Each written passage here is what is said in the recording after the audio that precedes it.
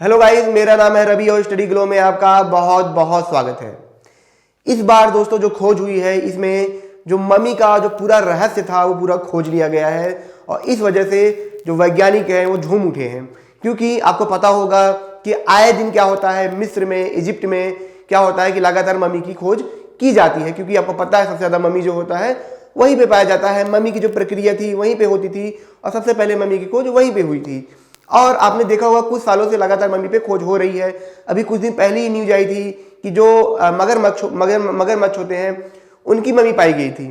फिर बाद में देखा बंदरों की मम्मी पाई गई है और कुछ दिन पहले ही आपने देखा होगा कि सोने की जो मम्मी थी, जो सबसे ऐतिहासिक मम्मी थी, वो पाई गई थी। लेकिन राज खुल गया है। कौन सा राज खुल गया है कि मम्मी क्यों बनाई जाती थी, कैसे बनाई जाती थी और जो मम्मी के पदार्थ थे जिस पे लेप लगाए जाते थे, जो प्रक्रिया होती थी वो कैसे होती थी और लेप कहां से आते थे, किस देश से आते थे। तो दोस्तों मैं आपको बता दूं कि सक्कारा में क्या हुआ, ये खोज हुआ है। ठीक है, जैसा आप यहां पे देख रहे हैं कि मिस्र की मम्मी का बड़ा रहस्य खुला। वैज्ञानिक भी रह गए हक्के बक्के। क्यों हक्के बक्के रह गए? देखिए वहां पे क्या हुआ है कि सबसे पहले कि एक लैब खोजा गया है। ठीक है, अभी तक क्या था, मकबरा खोजा जाता था, एक लैब खोजा गया है सक्कारा में, ठीक है, मिस्र में।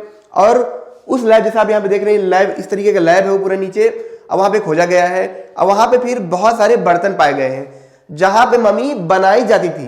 मतलब आप ऐसे समझिए कि जैसे यहाँ पे हॉस्पिटल होते हैं या रिसर्च होता है किसी वैक्सीन का, वैसे उस वक्त पे लगभग 600 ईसा पूर्व के आसपास पे क्या था, जो लैब बनाए गए थे वहां पे जो रिसर्च हो रहा था उस लैब को खोजा गया और उसमें बर्तन खोजे गए। बर्तन खोजने का महत्व इतना ज्यादा क्यों है? क्योंकि वो जो बर्तन खोजे गए हैं उसमें कौन कौन से पदार्थ रखे जाते थे और कैसे प्रक्रिया होती थी मम्मी की बनने की, इसके बारे में बताया गया है।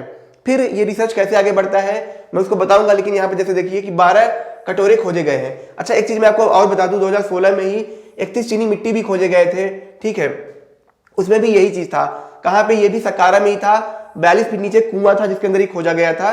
ठीक है, ये भी चीज वहां पे थी। लेकिन इस बार क्या हुआ है मैं आपको ये बता दूं कि जो जर्मनी की यूनिवर्सिटी है, ठीक है, यहाँ पे जो म्यूनिक यूनिवर्सिटी है और मेलुनिंगम यूनिवर्सिटी है, इन दोनों ने मिलकर क्या किया था दोस्तों, इस पे लगातार शोध करना शुरू किया था। जब इन्होंने शोध किया तो एक रिपोर्ट निकल के आई AAP करके, उसमें रिपोर्ट निकल के आई और उसमें इन्होंने बताया। और जब इन्होंने खोज किया तो इन्होंने देखा कि जो रेजिन आता था, ठीक है, जो लेप लगाए जाते थे रेजिन के, वो कहाँ से आता था? एशिया से आता था। एशिया से कहाँ से? भारत जैसे देशों से आता था। लेप क्या होता है, रेजिन क्या होता है, ये क्या करता है मैं आपको बता दूं कि किसी चीज को सड़ने से, खराब होने से बचाता है। एक तरीके से ये मान चलिए चिपचिपा पदार्थ होता है, इसी को रेजिन बोलते हैं। तो ये भारत से आता था। वैसे ही जो देवदार तेल है ये कहां से आता था? लेबनान से आता था। वैसे ही कोलदार जो है ये कहां से आता था? मृत सागर से आता था। इस तरीके की चीजें थी।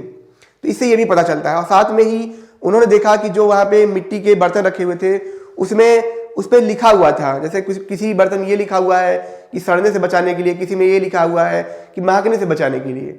तो वैज्ञानिकों को ये भी पता चला कि यहाँ पे जो बर्तन रखे हुए हैं ये किस काम के लिए लाए जाते थे। जैसे एक बर्तन लिखा था एंटीक्यू करके लिखा था।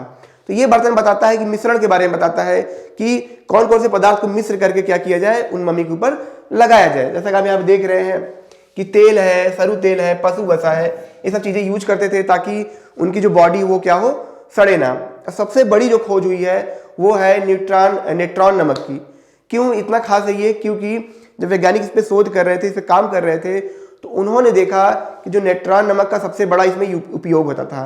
क्यों? क्योंकि अगर नेट्रॉन नमक में क्या करते थे, इसको लगा के उसको भिगो के रखते थे तो क्या होता, उसकी जो बॉडी होती तुरंत सिकुड़ जाती थी और सड़ने की जो प्रक्रिया है वो क्या होती थी, उसी वक्त खत्म हो जाती थी। लेकिन अगर वही उनकी बॉडी से क्या हो, नेट्रॉन नमक हटा दिया जाए तो बॉडी क्या होती थी, तुरंत सड़ने लगती थी, महकने लगती थी। आपको जान के हैरानी होगी कि इसी दौरान क्या होता है दोस्तों, जो वैज्ञानिक होते हैं इस पे 70 दिन तक एक तरीके से एक्सपेरिमेंटल ट्रायल करते हैं। मतलब जैसे पहले मम्मी बनाई जाती थी वैसे ही आर्टिफिशियल तरीके से ये काम करते हैं।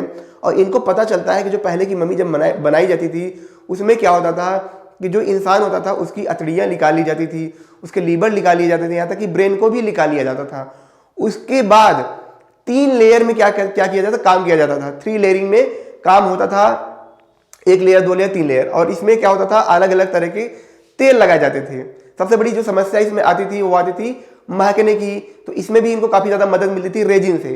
रेजिन दोस्तों इसमें यही रिपोर्ट में यही बताया गया है कि एक तरीके से ये क्या होता है कि भारत से ही आता था, ये भारत जैसे देश है, चाइना, इन सब देशों से ये क्या होता था, यहाँ से आता था। और साथ ही साथ इसमें यह भी बताया गया है कि उसी वक्त क्या था, जब ये चीजें हो रही थी उसी वक्त क्या था, उद्योग पनप रहा था धीरे धीरे, मतलब आयात निर्यात हो रहा था।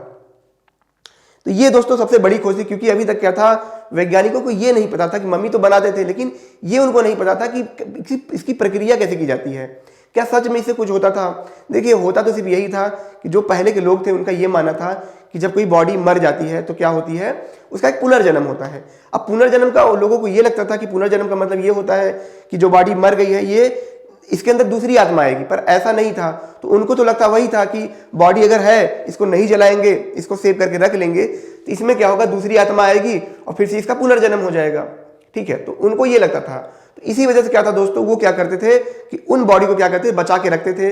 जो खास लोग हैं, जैसे खास लोग का मतलब समझिए कि आज के टाइम में एडिशन है, हम अगर हमारे वैज्ञानिकों को कुछ पता हो या एक संभावना हो कि क्या होगी, कि ये बॉडी क्या होगी, जिंदा हो जाएगी, तो क्या करेंगे, जो इंपॉर्टेंट बॉडी होगी, जो पर्सनैलिटी होंगे, उनको क्या करेंगे, सेव करना चाहेंगे।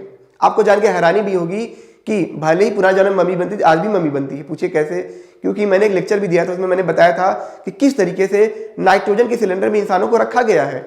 102 इंसानों को उसमें सेव रखा गया है ताकि फ्यूचर में उनको जिंदा किया जा सके। तो ये जब हम इतने एडवांस होकर हम ये सोच रहे हैं कि आने वाले भविष्य में जिंदा हो सकते हैं, तो फिर ये क्यों नहीं। तो उनका भी यही मानना है कि हम क्या होंगे, आगे जिंदा होंगे। कुछ कहानियां ऐसी हैं, कैसी हैं, कुछ कहानियां ऐसी हैं कि पहले के लोग क्या थे कि जब लोग मर जाते थे तो भगवान को खुश करने के लिए क्या करते थे, सोबेग जो उनके देवता है उनको क्या करते थे, मम्मी बना के चढ़ाते थे। यही प्रक्रिया होती थी। उसी दौरान ये प्रक्रिया और भी बदली, फिर जानवरों की मम्मी क्या हुए, चढ़ाए जाने लगे। यहाँ तक कि घड़ियाल जो मगरमच्छ होता है उसकी भी मम्मी उनको चढ़ाई जाने लगी। तो ये पूरी एक उनकी मान्यता है कि शायद इससे भगवान खुश होते हैं। और इससे क्या होता है, उनका ये भी मानना है कि जब उनको मम्मी चढ़ाते हैं तो हमारा देश क्या होता है, फलता फूलता है। क्योंकि जो सोबेग देवता होते हैं वो क्या होते हैं, एक तरीके से मगरमच्छ, उनका जो सर है मगरमच्छ की तरह होता है। और मगरमच्छ किस में पाया जाता है, पानी में पाया जाता है, नदी में पाया जाता है, जहाँ पे नाइल नदी है। और नाइल नदी की वजह से क्या होता है, उसके चारों तरफ की जो जमीन होती है फर्टाइल होती है, तो लोगों का वहाँ पे जीवन यापन होता है। इसीलिए जैसे हम यहाँ पे गाय को मानते हैं कि गाय हमारी क्या है, एक तरीके से माता है, वैसे वहाँ के जो लोग हैं उनको मानते हैं। और यही मान्यता बढ़ती गई और उन्होंने सोबेग देवता को मम्मी चढ़ाना शुरू किया घड़ियाल के। तो ये पूरी कहानी है। अब देखो, ये तो जो रिसर्च होते हैं, जो वहाँ पे मिट्टी जो मतलब कप पाए गए हैं, जो कटोरे पाए गए हैं, उस पर आधार पर ये बताया जा रहा है। लेकिन ये तो एक तथ्य होते हैं कि एक तरीके से एक आंकड़ा होता है कि हाँ ये चीज़ें निकल के आई हैं। रियल में क्या सच होता है तो कोई नहीं बता सकता, सिर्फ इंडिकेशन के द्वारा हम क्या करते हैं, वैज्ञानिक बताते हैं। तो दोस्तों ये छोटा सा लेक्चर था जिसमें हमने ये जाना कि किस तरीके से वैज्ञानिकों ने आर्टिफिशियली तरीके से मम्मी पे काम किया।